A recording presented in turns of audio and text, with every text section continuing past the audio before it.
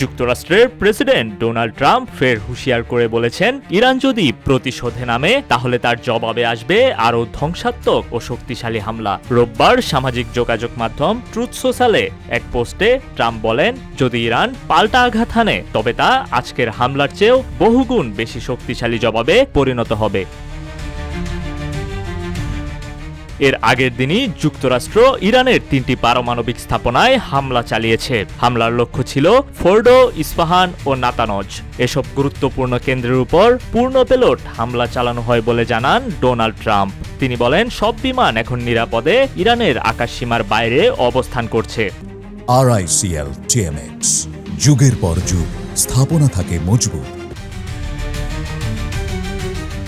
Trump আরও লিখেন, আমাদের মহান আমেরিকানদের নিরাপত্তার জন্য এ অপারেশন অত্যন্ত গুরুত্বপূর্ণ ছিল। ফোর্ডো এখনও আমাদের নজরদারিতে রয়েছে এবং আমরা পরবর্তী হামলার জন্য পুরোপুরি প্রস্তুত।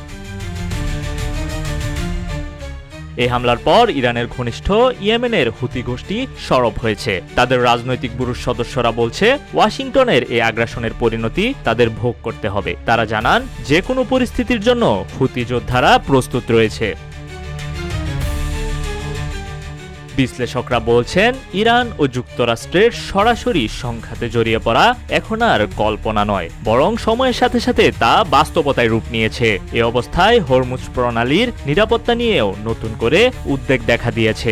জাতিসংঘ থেকে ইউরোপীয় ইউনিয়ন পর্যন্ত সবাই চাইছে উত্তেজনা প্রশমনে দ্রুত পদক্ষেপ নিতে, কিন্তু মধ্যপ্রাচ্যে ক্রমশ সংঘাতের দিকে এগুচ্ছে দৃশ্যপট। প্রতিক্রিয়া আর পাল্টা প্রতিক্রিয়ার মধ্যে আটকে পড়েছে আন্তর্জাতিক কূটনীতি। এখন প্রশ্ন, এই সংঘর্ষ থামাবে কে? নিউজ ডেস্ক, রূপালী বাংলাদেশ।